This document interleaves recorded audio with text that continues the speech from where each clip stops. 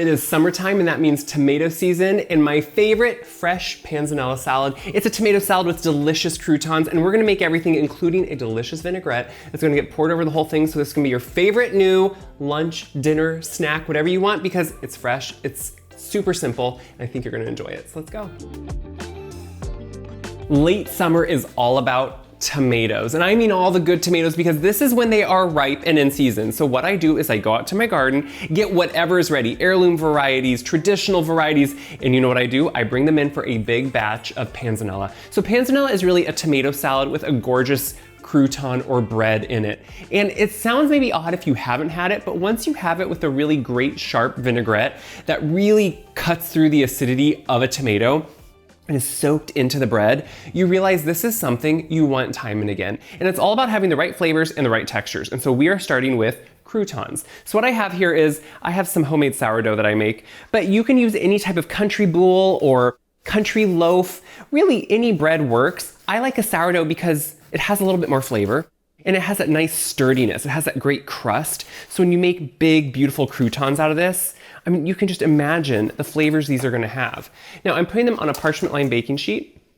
That's just gonna help easier cleanup, but also I think helps them brown a little bit more evenly sometimes.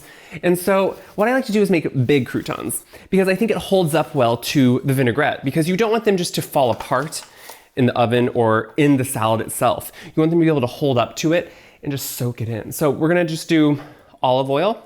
This is not like another crouton I make where I would put a lot more flavor into it. This is going to have flavor coming from the actual vinaigrette. So we just want to make sure they crisp up well by adding lots of beautiful olive oil. I'm tossing them because you can see some of it goes on the pan, but that's what bread does, isn't it? It's like a sponge. So you want to put it out into an even layer then, and you can see how simple that is. And we're just going to do a good amount of salt. And I'm just doing kosher salt here, and I'm putting it all over. And that's just gonna make sure they're seasoned. And then we're gonna do freshly cracked black pepper. Again, that's gonna have a sharper flavor than just kind of ground pepper. This gives you a little bit more irregular piece. And we're gonna pop this right into the oven and let them crisp until they're toasty and golden. For the vinaigrette, I'm just starting with some minced garlic, which I like to make sure it's not into a paste, but just nice and minced, so it kind of really lets that flavor go into the vinaigrette.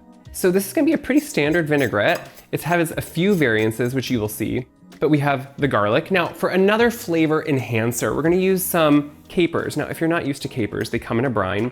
I'm not using the brine in this, but the capers have such a beautiful, like bright, strong, sharp flavor that can sometimes be too much, but look what we're working with here. We're working with tomatoes that on their own can have kind of a real acidity. So having something like these capers really just adds this kind of depth that's, to me, really essential and beautiful. So what I want to do is have a little bit of offset sweetness. So that's going to be a little bit of honey, and it's a small amount. It's not a lot, but what this does is it balances out that vinaigrette. And it really balances out the tomatoes too, because they have inherent sweetness on their own. I'm going to add in some Dijon mustard, which again, this is, yes, emulsifier, kind of makes it a little bit of a creamy vinaigrette, if you will, but also that flavor, you just can't mimic it. Even if you think you don't like mustard, this really brings it all together. We're of course gonna add some red wine vinegar. That's our acid in this. And the red wine has that flavor we really want to impart with everything here. We have a little bit of red pepper flake, just for just a little bit of ting on your tongue, a little bit of zing, shall we say. Of course, some salt and pepper. You need that. And a little bit right here of the salt. I freshly cracked it into this bowl first. And then we need, I have a little bit in my bowl, but not enough, olive oil. And what that's gonna do is just bring it all together and make it a true vinaigrette. And it whisks together super simple. And you can see, like sometimes people drizzle in olive oil, which you can do, but you can also just whisk it really well. And in no time, you have a delicious vinaigrette. I just pulled these out of the oven. You can see how nice and toasty they get. I like when they get golden brown, crunchy, delicious. Don't eat them all because you need them for the salad. But what we can do now is really simple. So you can see I have most of my tomatoes done. I'm finishing up here with my last red one at least. And again, it's whatever, the important thing here is to have ripe in-season tomatoes. Those grocery store tomatoes are not gonna cut it because this salad is based on tomatoes. So I think these were a celebrity tomato that I grow, which is kind of an old standard, but you can do, any type. I have in here, obviously heirloom ones, which I think can be more nuanced in some flavors, which is really nice. But do whatever you like of tomatoes. Because see here, I even have some of my sun sugar. They look like sun gold, but these are actually sun sugar because somehow they are even sweeter than sun gold tomatoes. And they have a gorgeous yellow interior. Prolific tomatoes, but you can just like have some of these grape tomatoes. You could do all grape or cherry tomatoes too. It doesn't matter. And just put them together. Look how beautiful that is. So here we have a hothouse cucumber that is chopped up. Now you can use a homegrown cucumber too. The hothouse are smooth. Usually they're gonna be a little bit maybe on the sweeter side. Sometimes homegrown ones can be bitter depending on the year, variety, how hot it is. But these are usually just always a staple that they're gonna be easy. And I actually grow hothouse, or they're not hothouse when I grow them, but I grow these English smooth cucumbers too, because I just think they work well in certain things like this. So I'm adding those in, and then we have a shallot. Now you could use red onion. I like a shallot because I think the flavor is lighter, sweeter, and I'm just kind of ripping it up into its rings so it can kind of just be in nice pieces.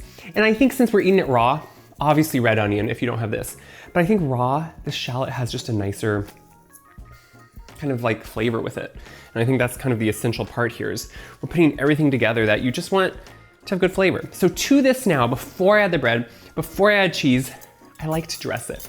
And you can hold a little bit of that dressing back, but I think it's because before the bread starts soaking in all the dressing, I like to make sure I've really kind of marinated these vegetables in this. So I just like to gently toss it, and you can see I'm just doing it with a big spoon. This isn't about trying to mess everything up too much because you want it to hold together.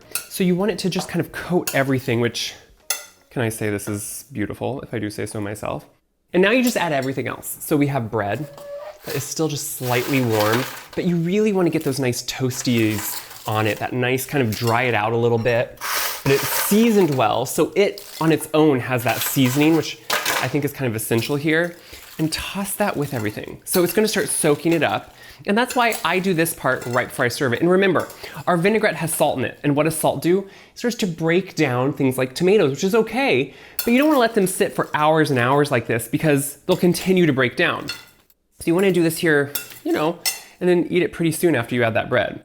Then we have these mozzarella. Now I used the kind of cut and into pieces mozzarella because I think it works really well. And it just has a better presentation than me trying to cut up mozzarella. And then I ran out to the garden, got in, as you can see, tons of basil. As you know, with herbs, you want to use them extensively if you want them to keep growing all season. So I am just tearing in big pieces of basil because that's gonna have all that flavor. You want it fresh. If you cut it too much, especially with a dull knife, it's just gonna turn brown. If you tear it in quickly, it's gonna maintain that fresh color. And guys, there you have it.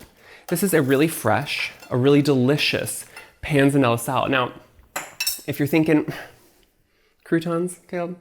Yeah, croutons go in a salad, right? And this is pretty much a tomato salad with croutons. So it's a standard, it's a beauty.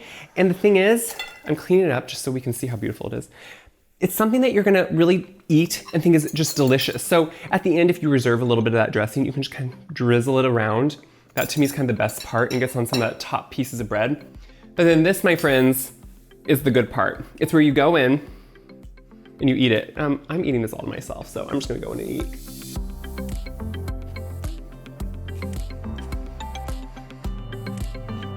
That's so good. I got a piece of basil with it, which I love.